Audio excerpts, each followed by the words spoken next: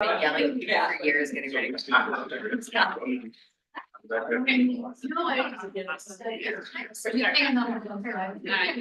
down there meeting tomorrow. So it's in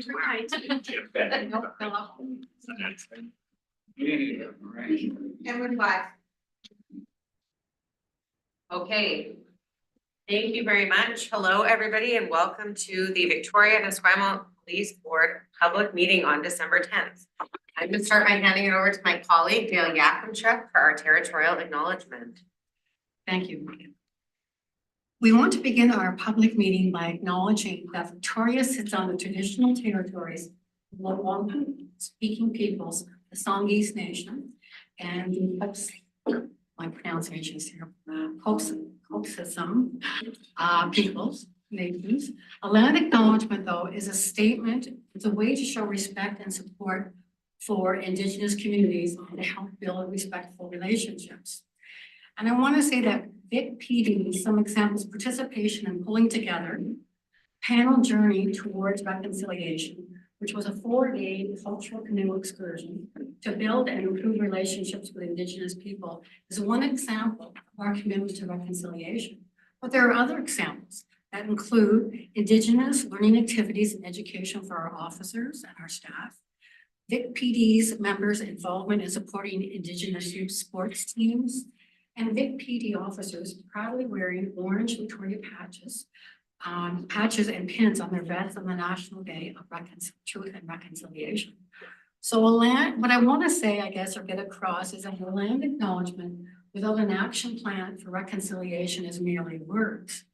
We have an action plan, and may we continue to add further steps to enhance our reconciliation efforts with Indigenous communities. Thank you very much, Dale. I'm going to move on to any declarations of conflict of interest. No, seeing none. I will look for a motion to adopt the public agenda of December 10th, 2024.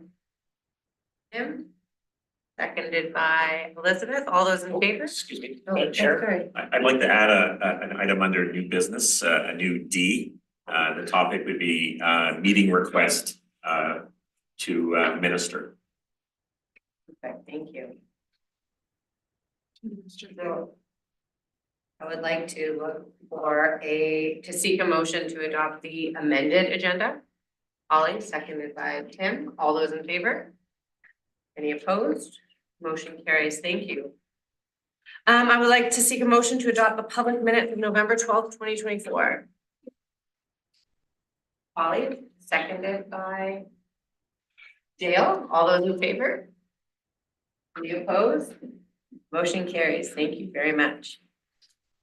Okay, I am going to move on to item E, which is a board chair update. I'll give a quick update, and I would like to say that I took some great notes that I now can hardly read. I do just want to take a moment as the first season of my being chair of this board ends, and we're about to break for Christmas, and I want to take an opportunity to appreciate once again all of the support of all of the people in this room who have helped me find my legs and supported me to succeed in this role. I feel really lucky to be chair of this board, and I feel really appreciative of all the people that I work with. I want to take a moment and appreciate all of the members and civilian staff of Vic PD just before we break for the holidays. I know that there's a lot of people in this building who will continue to work through the holidays, and I just want to appreciate them and everything that they are doing to support Vic PD and to support the communities of Victoria and Esquimalt. I'm sure that most of them are not listening right now, but I just want to put that out there, my extreme appreciation for all of the people that will be working over the holiday season. And I want to talk briefly about some events that I've had an opportunity to attend in my capacity as board chair over the past month. I was pleased to join Chief Manick and Deputy Chief McRae at the Greater Victoria Police Foundation Building Bridges breakfast. Chief Manick was the keynote speaker, and while his keynote speech was great, it paled in comparison to the incredible speech that one of the police camp attendees gave to the breakfast to talk about her experience at the police camp. And she was just able to illustrate so beautifully the growth and leadership building that she had as an opportunity that resulted from attending that camp. I really enjoyed hearing about all the work that the Greater Victoria Police Foundation is doing and plans to do, and I just feel really lucky that we have them in our community. So that was one. The second thing that I had an opportunity to attend was the reserve appreciation dinner, where we had an opportunity to acknowledge the volunteer and reserves at Vic PD, the incredible program that exists here. In the new year, we'll have Tara Gilroy Scott come and speak to our board a little bit and share a little bit more about that program. But it was just a really special evening celebrating that group of people who work so hard. And it was a number of people who are here tonight were also there. And so it's just a lovely, wonderful way to celebrate and a great opportunity to watch Chief Manic dance. And finally, I had an opportunity this week to attend a swearing-in ceremony of a experienced constable. And it's just always an excellent reminder to me of how many wonderful people that we have working here at Vic PD. And I loved being part of welcoming him here and hearing about his story. So that is my update. Anybody have any questions for me? Sure. I will, yes. I do have a question. Thank you for that update. I think I was also at the Reserve Appreciation Dinner, and maybe if you still have the notes, could you remind us how many hours that Yes. the officers? I do. I have my text. I think it's important to recognize the amount of time and dedication that our reserve officers put into serving our communities. Okay, I'm gonna look this up because I agree with you that it would be good. In 2023, Vic PD reserves and volunteers contributed 14,455 volunteer hours, or the equivalent of 6.9 full-time staff. For easy math, we could say this is approximately $700,000 in value if we were doing this work with paid staff. And thank you to Cheryl for providing me with this.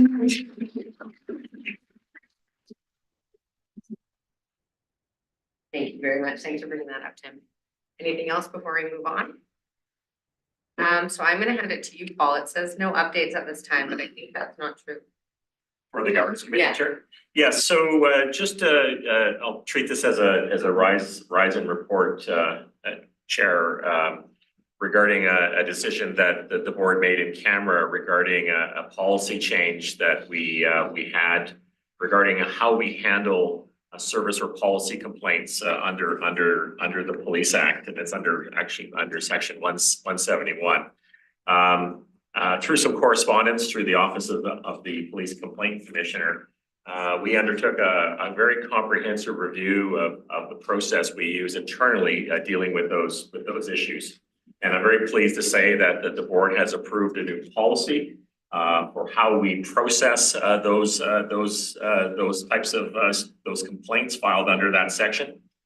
Side note, I'm pleased that we don't get very many of them, which is a good reflection of the good work that we do here for our staff.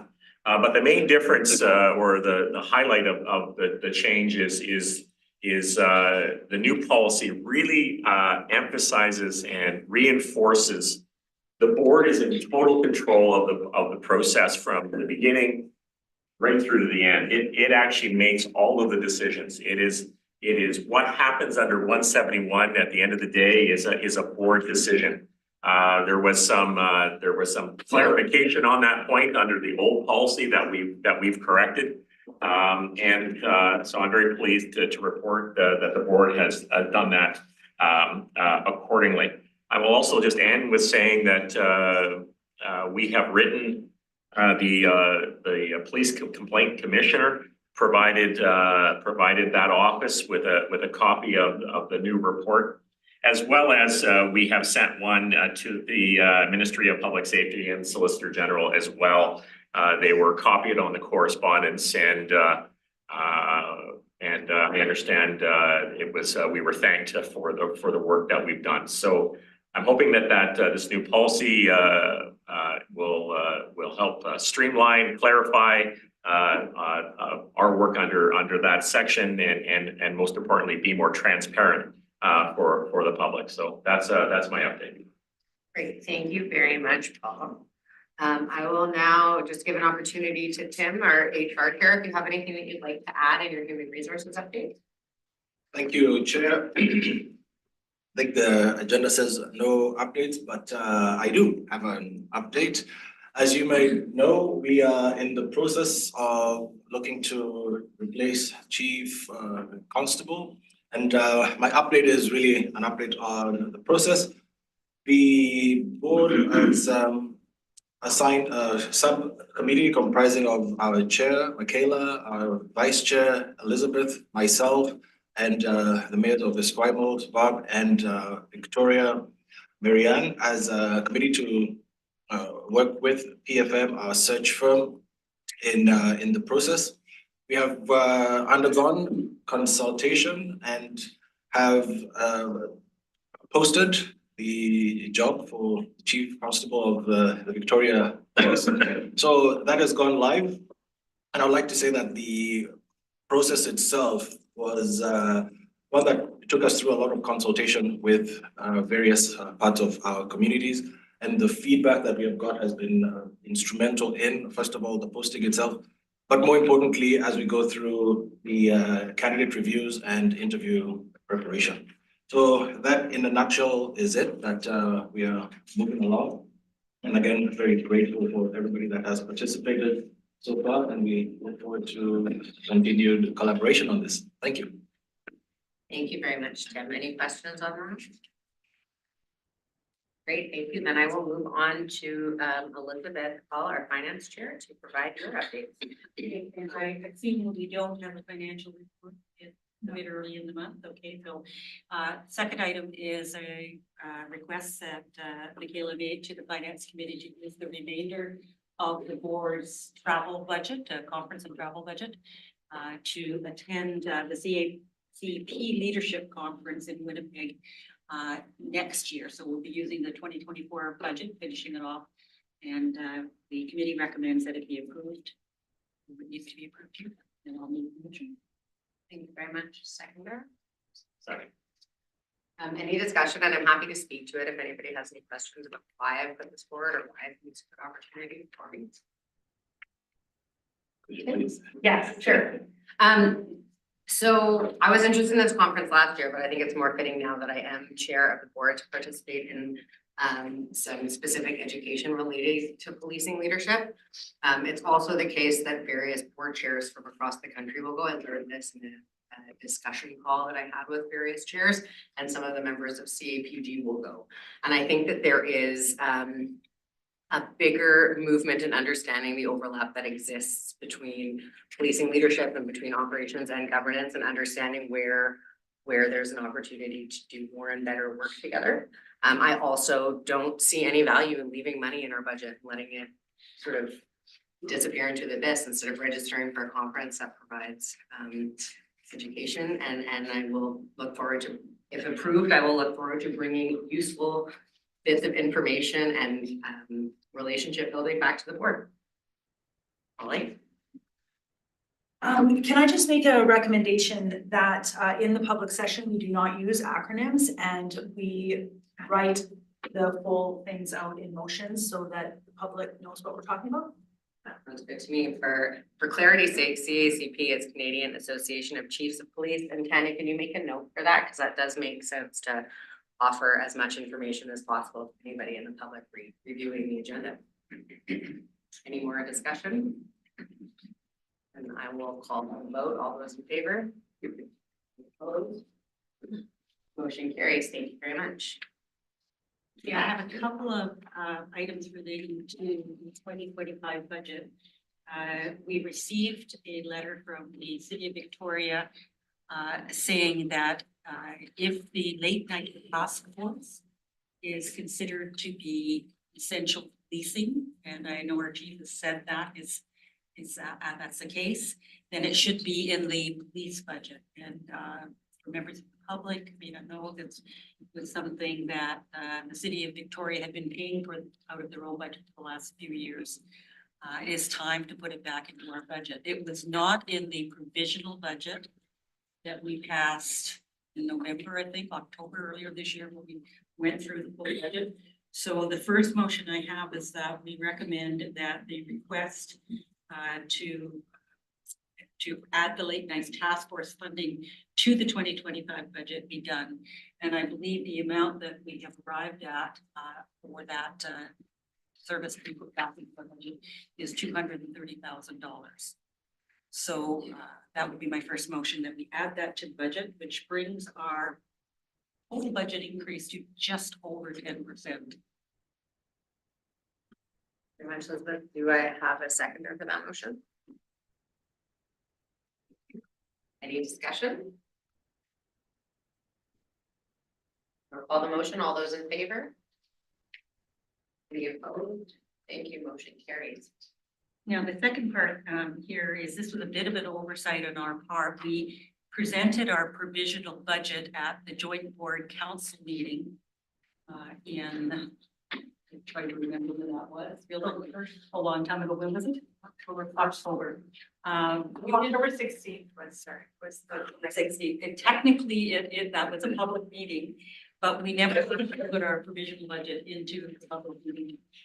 Having this debate. So I would like to move that we adopt our provisional budget as presented, and just amended with the late night task force, so that we can have on the record in public that we've passed our provisional budget. Very much. A seconder. Dale, any discussion? Paul? Thank you, Chairperson. Thanks to the Finance Committee for their work on a very difficult budget. Certainly, upon my review, and I think we have done everything possible to put forward a budget that maintains, and I'm going to use that word, maintains the level of safety to the citizens of Victoria and Esquimalt. I have to say, I was extremely troubled to hear about the letter that we received from the City Council of the City of Victoria, requesting this board cut over $2 million from our budget. I will stand to be corrected, but I would have to guess that this request would be the highest request by a council to gut services ever in the city of Victoria and Esquimalt. If in fact this went through, this would have devastation in the sense of our ability, I believe, and the chief can correct me, to ensure that we can maintain the high level of public safety in the city of Victoria and Esquimalt. And I am, again, you can tell by my voice, I am just very, very troubled that we would receive this type of letter. But I think it's very, very important that the citizens of Victoria and Esquimalt understand that we have received this request. And what actually really, got me more wound up about this is I spent some time going through the city's own documents that they did on their budget surveys. And you actually look, and it's available on the City of Victoria's website. What stood out to me were 3 slides. The first one was 62% of those surveyed think that the quality of life in Victoria has worsened in the city. And when you drill down on that, public safety concerns are one of the root causes for that. One slide, which is titled "Core City Services Needing the Most Intention and Investment." Public safety was the second highest one on the list. 28% of the people surveyed said that was at the top. Housing was up there, and housing is a different issue which we should carve off. But the public are telling the City of Victoria that public safety needs to be addressed, needs to be maintained, needs to be strengthened. And on that strengthened point, if you also go on the City of Victoria's website, you will see notes from consultations that they had with equity seeking groups in the city. They met with, I believe, 6 or 8 groups. And all of the meeting notes are on there. And when you actually go down and drill down again on the public safety lens, all throughout, there's a common theme here, talking about not enough police presence, safety concerns downtown, increasing thefts, gang activity, and so on. To the point where, and a section on talking about the impact on small businesses, talking about huge problems with theft for store owners. So, you know, I just want to say that, you know, put it on the record that, you know, when the city of Victoria is doing their deliberations on this budget, that they actually look at their own data and look at the information that they've received from the public, which certainly tells me that they're saying, don't cut public safety in this city. In fact, it needs to be actually increased to actually to respond to the challenges in our community. So I just wanted to put that on the floor for discussion. It is a serious matter, and it is, again, it's a very troubling request to get a letter saying, please cut $2 million out of your system, out of your operating budget. It's just it's simply shocking. And I'll leave it at that. Thank you. Thank you very much, Paul. I can see Elizabeth. And thanks for those comments, Paul. We actually had the opportunity, the chief and I, and when we went to Victoria some weeks ago to present our provisional budget to them in detail too, because we always go and present it to them as it affects the city of Victoria. And we spent some time listening to them about the things that they thought were important, which are all the things you've just listed, including adding in the late night task force. So there were a lot of things they wanted to see: more patrols, more visibility, more community services, more attention to all the kinds of things that you have just itemized for us. And so when we wrapped up at the end, I actually referenced this letter. It had not made it into the public, even though it was a public letter from the city of Victoria. I mentioned it, so you got into the public. There was good press coverage of it afterwards. So I think citizens of Victoria were aware of the fact that we were making this $2 million cut, and explained to them that it would mean that all of those new positions that we'd asked for would not happen. And in fact, the new positions are the ones they want. They want the community positions. They want the investigative positions. It would also mean further reductions to our staff. And the estimate we had was at least 9 officers would have to be laid off, which is not in keeping with what everybody is telling us, the public and the city. And we talked about some of the other impacts that would happen. So I'm not quite sure why they sent us that letter, because they knew that those would be the consequences. But I'm glad that they did, because I think it is an unreasonable request. And I think we had the opportunity to make very clear how unreasonable it was. And the public response we saw afterwards, I think validated that for us. So yeah, it's one of those things, and that letter should be put in our minutes, Tanya, and also the one that we got from the city about the late night task force, because despite the fact they wanted to cut $2 million or wanted us to look at cutting $2 million, they turned around about 3 weeks later and said, please add this other cost back in. So that's what we're facing. I'm hoping the city of Victoria will make the right decision when they come to finally make their decisions on the budget. But that remains to be seen. And we're presenting to Esquimalt on Monday night to the same. Where I think we're going to have an upset of issues around budget there. Thank you very much for that update, Chief. Yeah, perfect. Thank you, Chair. I just wanted to say on behalf of our leadership team, really thank the board for their support, their vocal support. No doubt that this is a non-starter.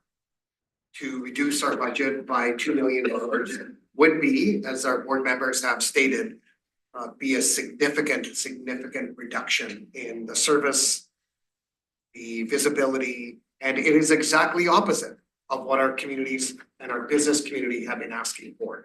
So I appreciate the board's support, and I hope that we can move forward with the budget, which, as the board is well aware, contains increases that are either contractual or have obligations that we have around contracts that are fixed. So we have very little movement of staff that's added, and also continuing to defer and push this organization further backwards to what our community's expectations are of the police is just setting us up for failure. And what it does is it just pits us against our community to deliver services that we would be unable to deliver, and sets us up for failure in subsequent years. So standing tall and presenting the budget as is and requesting what we need to be able to provide the services that our communities expect from the Victoria Police Department is extremely appreciative. So thank you. Thank you very much, Chief. Anything else on this? Chair, thank you, and I think it has been said, but I will say it again. The men and women that put their lives on the line for us every single day are also affected by this rhetoric. The morale of the department is struggling, and I think it is important for us to be firm. And I think, thank you, Paul and Chief and Chair and Elizabeth, for making it clear that we want the best for our members, for our membership, and without the funding to do it, we can't. And it's important to understand that it is making a difference, and it is making a negative difference the longer this drags out. Thank you. Very much, Tim. All right, I'm gonna move on to item G, which is board member engagement. Oh, sorry. Sorry, I'm not gonna move on to item G. I need to go back and call this motion. All those in favor? Any opposed? Great, motion carries. And now I will move on to item G, board member engagement update. And I know that a number of board members in the room had an opportunity to attend various events throughout the month, so I hope you will take the opportunity to share about them publicly. Okay. I'll speak about one that I went to on my own. It was a joint collaboration between the Esquimalt Division and Esquimalt Fire Department. Esquimalt Fire Rescue Services. It was held at McDonald's on the Esquimalt Road. And I managed actually to pour several cups of coffee without spilling any, which is pretty good. But it was really positive to interact with the public and encourage them to come back and speak to the officers of fire and police that were there. It was quite well received, I thought. Thank you very much. Anybody else want to share about any events they've attended? I will. All right. Thank you. Yes, I was at the swearing in of Constable, how do you say the name, Chief? Beyonce. Beyonce. Rhymes with Beyonce. And it is always such an honor to come to the swearing in and to talk about the motto, honor through service, and what that actually means in that selection process, and to see the support also internally for new officers joining us. And this was an experienced officer, so coming from a different department to Vic PD, it touches me. And also to see families coming in support, and it is in that same vein that I'm also again thinking about how we and what we do to protect our members and their families, and it is through honoring them with approving budgets, for example. I'm also honored to be part of the Diversity Advisory Committee, and that land acknowledgement was really important. The Diversity Advisory Committee does really important work to bridge the gap between members and between police units and the public, for especially now in communities that are sometimes not in the forefront. And to hear what our colleagues in the RCMP, Oak Bay, Saanich, and other departments are doing in that space with our Indigenous communities is amazing. Next meeting is on the 13th, so I'll be happy to do that again. And also with our volunteer community, spending that time to honor people that are volunteers. So it's been quite an interesting month. Thank you. Thank you very much, Tim. Paul? Yeah, thank you, Chairperson. On November the 20th, I attended a forum put on by the PAC at the Spectrum Community School regarding the school police liaison officers. Two schools got together and decided to have a community event to talk about the importance of school police liaison officers. And there was a panel including Chief Manick was on there, and our friend Mia Golden and others. Panel talked about the impacts currently in the school setting, but also some of the challenges that we're currently having in those schools. And it was a well-attended event. Certainly certainly you could feel the concern of parents in the audience asking questions, particular to the chief and others about how can we respond to some of the issues that we're responding. So I was very pleased to get the invitation to attend, and I'm glad I did. And I think that the issue of school police liaison officers, I suspect will be coming up a little later. I'm assuming by the chief. So thank you for that. Thank you very much. Anything else for board member engagement? Thank you. I will move on to item H, Chief Constable update, and I will hand it over to you, Chief Manick. Okay, perfect. Thanks. Just speaking to Deputy Langman, there is no admin update for the public session. So I'll turn it over to Deputy McCray for the ops update, and Deputy, when you're done, I'll finish up and with my comments. Go ahead. Great. Thanks very much, Chief. Thank you, Board. I do have 3 updates to share with you. The first is just regarding protests and special events. So in this last month, we've had a very, very busy run of protests and special events. Special events, I think you're probably mostly aware of, primarily revolved around things like the Christmas parade in downtown Victoria, the Sparkle parade in Esquimalt, which were both very well attended. They do require a fairly high number of resources to provide a safe environment for everyone, but very, very well attended by the public. And then various protests, and protests come in a variety of different forms for us. They come sometimes in things that we can plan well in advance for, have a lot of intelligence and knowledge and a good working relationship with protest organizers. But then other protests are more what I would describe a pop-up protest variety, which we don't generally get a lot of heads up on. We don't have a lot of information or intelligence to work from. And sometimes those can be challenging to staff and determine what the appropriate number of police resources to have there to help support a safe and lawful protest. So this past month, there was various different protests, including a march to in Esquimalt to Lockheed Martin, business located in Esquimalt, a housing protest that you might have seen in the media initially was planned for to attend to the courthouse and ultimately resulted in an overnight stay in Centennial Square.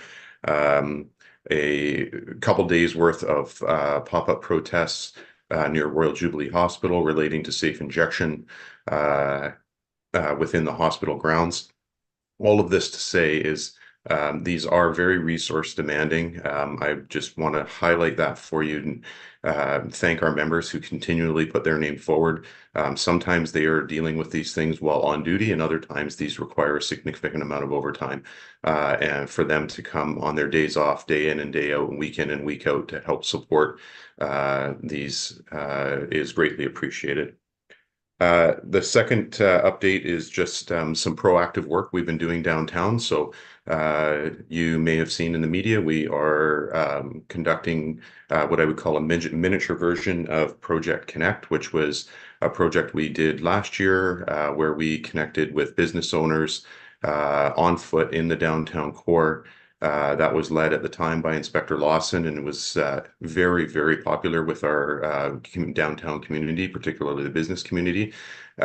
We are, given this time of year, want to ensure that people coming downtown to shop have a nice, safe environment and can feel comfortable downtown. So we are doing a miniature version of that right now, where we have members out on foot in high traffic areas in our business community, connecting with business owners, connecting with shoppers, and generally spreading the good cheer of the holiday season. In addition to that, you have heard me speak about our pilot bike program before. It is still a pilot. We are, though, starting to train a few more members. So a few weeks ago, 8 more members were trained on the bikes. This is still something that is in its infancy. We actually only have a couple of bikes, so don't expect to see legions of police officers riding bikes downtown anytime soon. But we do deploy our bikes whenever we can, when call load allows, through our patrol resources, and they're primarily spending time in the downtown core, but still responding to calls on their bikes, which is a nice way, again, to both get around and connect with the community in and around downtown. And then finally, I'll just update you on a file, and this is a fairly serious file, and I'm raising it because it just highlights what I would call as a great example of you never know what you're going to get when you get to a call. So on December 1st, around 2 a.m., our officers were called to what appeared to be, or what was initially called in as, a traffic accident where a pedestrian was struck by a camper van. When the officers got there, the injuries to the person who had been struck were quite serious. And further conversation and further information from witnesses led them to think that this wasn't actually an accident, but this was actually an intentional act that the driver of the van had undertaken. So as the patrol officers investigated, they recognized that there was going to need to be some higher level of work to this. They initiated both our traffic section as well as our general investigative section to help conduct this investigation over the course of the coming days, which then resulted actually in our major crime section through the Investigative Services Division taking over the file. Through the investigation, it was learned that this was an intentional act. The driver did intentionally hit this person. It was somebody who was loosely known to them. They had a common connection of somebody between them that they knew, but for sure intentionally rammed this victim, pinned him against a tree, resulting in injuries to one of his legs that are so significant they've had to amputate his leg.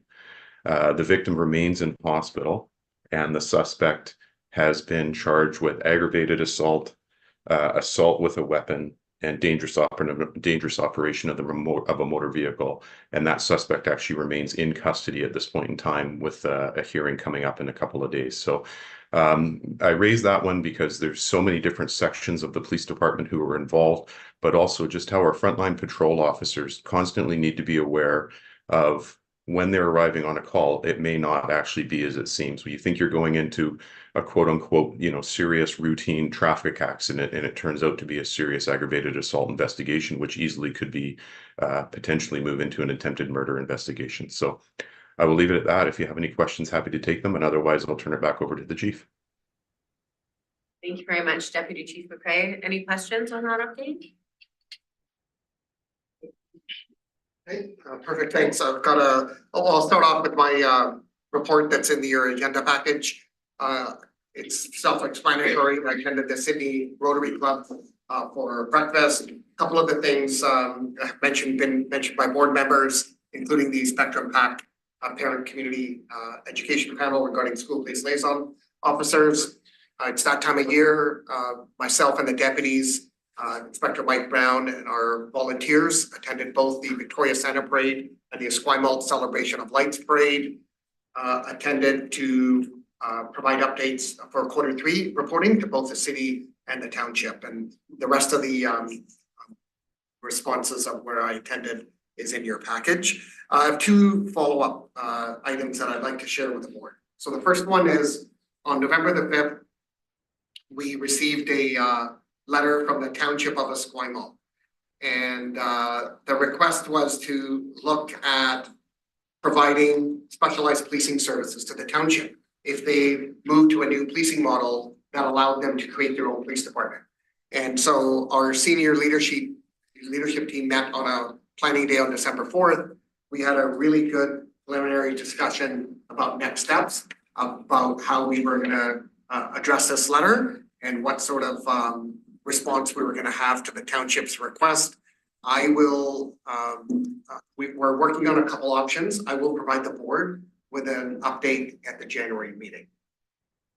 Second thing I wanted to just touch on is school police liaison officer program and what the latest status is of that. As you are well aware, Minister Bear came out and appointed Kevin Godden, a former superintendent from the Abbotsford School District, as a special advisor. I welcome this. I think this is a step in the right direction. I like the tight timeline of a deadline that has been set by the minister of having a plan submitted to the minister by January the 6th. I believe that having that tight timeline demonstrates the minister's commitment and the importance of getting a safety plan in place in SD 61 schools. I'll have to be honest with the board, you may or may not have seen this, but the school district 61 just posted earlier today their safety plan that they had submitted, which was rejected, along with some comments. And I have to say I'm extremely disappointed to see some of the comments made by SD 61 board. I believe that I'm obligated to kind of clarify the record.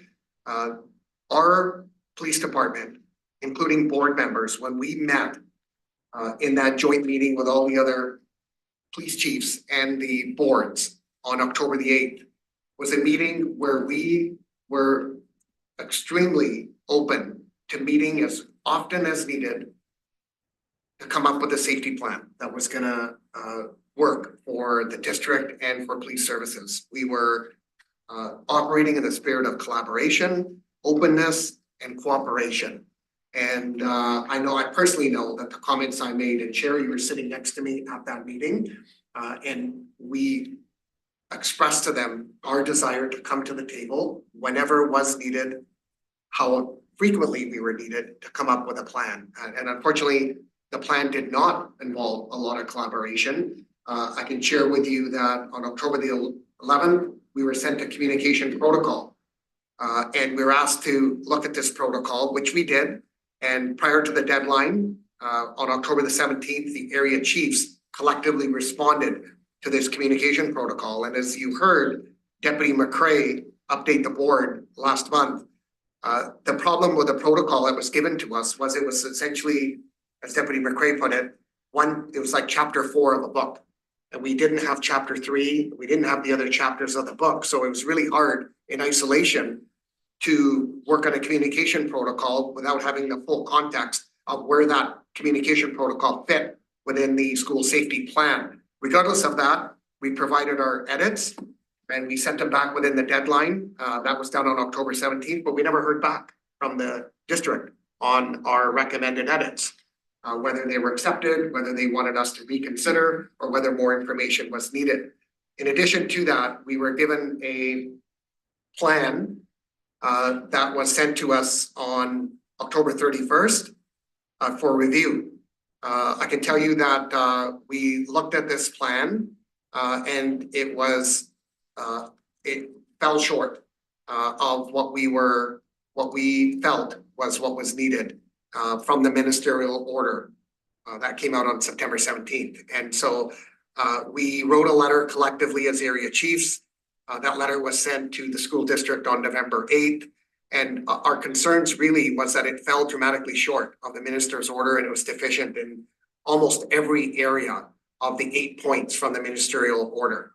And the other key pieces that were really missing from that were that the minister had sought an approach that was based on collaboration with the district and area police agencies, and the concept of collaboration really underpinned a lot of the minister's points in formulating this plan, and that was just absent throughout the process. So I think that's important. And the second part that was really missing was the minister had clearly articulated in the ministerial order that there needed to be a proactive approach to safety in schools.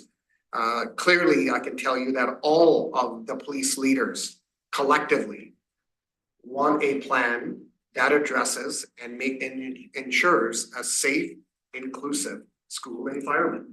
A safe and inclusive school environment.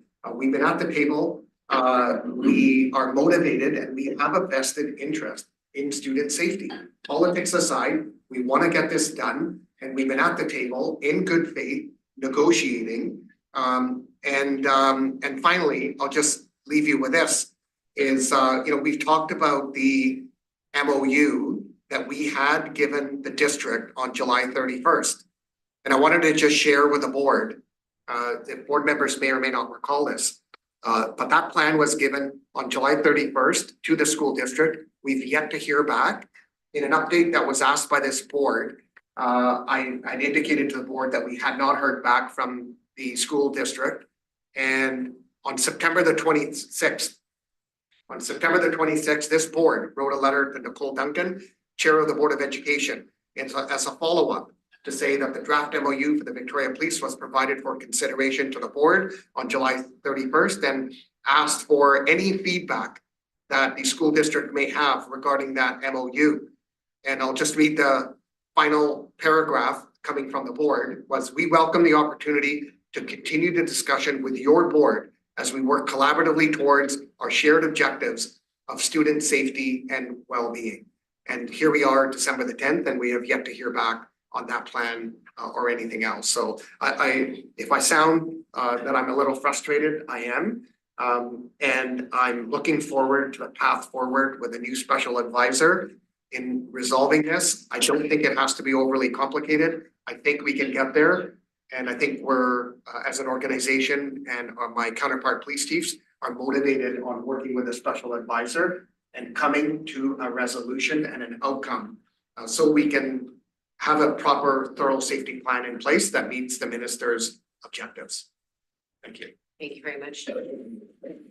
Any discussion related to this? Well, I just want to thank the chief for the update, and I'm very pleased that you're going to be attending the meetings, whatever it takes to meet the minister's timetable. I reviewed the letter posted by School District 61. I really don't want to get into it other than saying I think it's time to stop the politics here and to do the right thing, which is student safety. We hear over and over through our partners in particular. I keep citing Mia Golden and the MIST team that there are serious issues in SD 61 schools. You know, from my viewpoint, and again, I was at that public forum at the Spectrum Community School. There is clearly parents are concerned about this, and student safety has to be at the top order, full stop. And I want to thank Minister Baer for the leadership that she has shown in her early days as the new Minister of Education and Childcare. And I want to thank her and the ministry team for the work that they've done to try to get this resolved. This has been going on way too long. It's time to start the new year off on the right approach, and that is making sure that every student that goes to school in SD 61 is safe. Full stop. So thanks, Chief, for your work on this file. Thank you. Thank you very much, Paul. Anything else on that topic? And Chief, I'll hand it back to you for your equity, diversity, inclusion, and engagement update. Sure. Thank you, Chair. There's just two entries. I attended a Diwali celebration festival. And also we had our latest Aboriginal Coalition to End Homelessness relationship building event, which bridges FIC PD officers and staff with our Indigenous street family. And we ended up having a bowling event and we were out at Langford Lanes and had a fun event and lots of laughs, and we'll continue on with these relationship building events into next year. Thank you. Great, thank you very much. So now if we move on to item 2, new business, it's really that items A, B, and C are really for correspondence. You've had an opportunity to review those in your package, and unless anybody has any specific discussion related to them. But I do want to highlight just quickly related to the commendation. I want to take an opportunity to acknowledge specifically the commendation that came in for Constable Ross Lauderdale, and it had a number of important themes for me. And He was supporting a youth who was assaulted at a school. And I think this combination is important for two reasons, because number one, it highlights the topic we were just talking about, which was the surprise of the family to not have an SPLO program in place and to not be able to pursue that as an avenue to support them during in the aftermath of an assault in the school. But also I really want to acknowledge the fact that the person who shared the commendation indicated that their experience with Constable Lauderdale changed their view of policing from a -1 to a +1. And I just think that's really meaningful. And I wanted to stop and acknowledge that, especially beyond just putting it in for correspondence. So, Chief? Yeah, thank you, Chair. Appreciate those comments and just drawing some attention to this commendation letter for Constable Lauderdale. I had a chance to speak to him on Sunday. I asked him about the commendation and of course he was very humbled and appreciative and just told me a little bit more detail, but I was able to personally thank him, as have his supervisors, and we will make sure that a copy of this commendation goes in his personnel file. Thank you very much. And I know that we have a new item that was added to the agenda, but you, so I'll just hand it over to you. Perfect. Thank you, Chairperson. I will move that the Victoria-Esquimalt Police Board request a meeting with the Minister of Public Safety and Solicitor General to discuss several items, including regionalization of police services on the South Island, framework agreement between Victoria and Esquimalt issues, ongoing concerns with Section 27 of the Police Act. Thank you very much. Do you have a seconder for that motion? Second. Elizabeth, any discussion? Yeah. Okay. Seeing no discussion, I'll call the motion. All those in favor? Any opposed? Motion carries. Thank you very much. So I will just move on to item 3, which is a rise report, and I do have a quick rise and report. I would like to publicly rise and report that the police board response to the School District 61 request for police data was sent on November 13th to School District 61 board, and we will post this publicly on our website. Thank you very much. Does anybody have anything else? Okay, then I will seek a motion. Oh, no, you're just touching your face. I will seek a motion to adjourn. Paul, seconded by Tim. All those in favor? Thank you very much, and Merry Christmas. Happy holidays.